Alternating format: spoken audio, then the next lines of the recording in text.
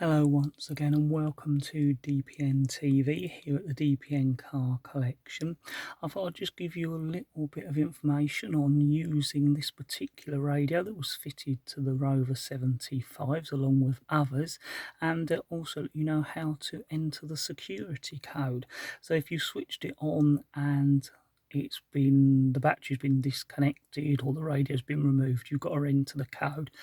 This is what you will see.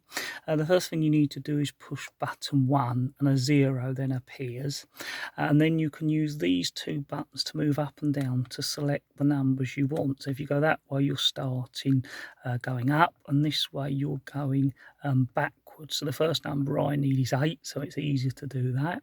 You push button 1 to then enter that number. Next number is 3, so I can go in this direction to pick the number 3. Push button 1 to enter. The next number appears. I'll just scroll away while we put those next numbers in. Button 1 to enter it, and then push those arrows again, which you can see just there as it focuses to enter your next number, and then push button 1 once again to enter it. You'll hear the beep and your radio should be back on. Now, if you did need your radio to go away for repair, probably not that, but if your car was being repaired and for some reason someone was using it, you didn't want them using the radio, you can enter the code without disconnecting the battery. You turn the radio off by pushing and holding this button. Once it's off, you then push and hold this arrow down. Whilst you're holding it down, switch the radio on, keep it held to the word code appears, and you'll be in code mode once again. So that might be useful to you as well. I'm just going to turn the radio down there so we can show you a little bit about how to use it. Again, a fairly straightforward radio. This is the model with the CD changer in the boot. It'll look something like that in your boot, or sometimes I think it was put in the glove box, but I'm not sure whether that was with this radio. Of course, you've got your preset buttons here, and they will also work with the CD player.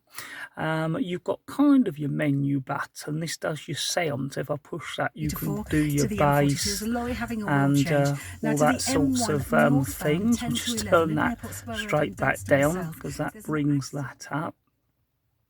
Of course, you've got your volume buttons there. You've got your band, so this will switch between FM1, FM2, medium wave, long wave, that kind of thing. You've got your source button, which switches between the CD changer if you've got it and the radio, and also your RDS button to select whether you want RDS or not. You've got your traffic announcement button. If you push that briefly, it'll turn traffic announcements on or off. If you push and hold, it will turn the AF on and off. And what that does is if you're like travelling across the country, radio 2, its frequency, for instance, will change as you go through the country, and that will refine the strongest radio 2. Sometimes it works, sometimes it doesn't, and that's the case on all radios. Of course, you've got your cassette eject, rewind and fast forward there. I just thought I'd do a little going through on this radio to give you a idea how it works, because I think it is really nice if you can have the original radio in the car, and this one really does sound good, and I can't really see with the speakers that are in it why you would want to change it, particularly if it's working, because it does give a nice sound and it kind of suits the car as well. It's the sort of radio you'd imagine being in this car. If you want to change stations, all you have to do is push that and it will do a search and find the next station. It looks like the volume always comes up on this one. That doesn't always do that on radios.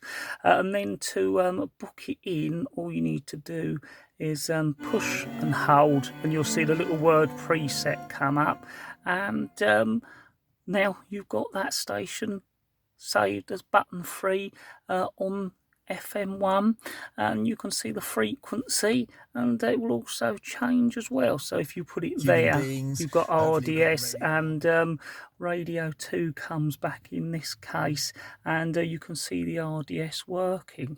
Hopefully that's just a little useful insight into this radio, and also how to enter the code if you've got it. Normally the code can be found in your book.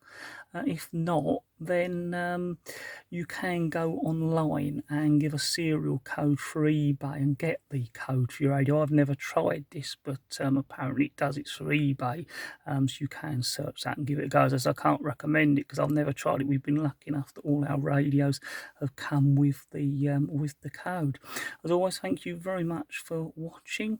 Don't forget to like, subscribe, and ring the bell. Follow us on Twitter and Instagram.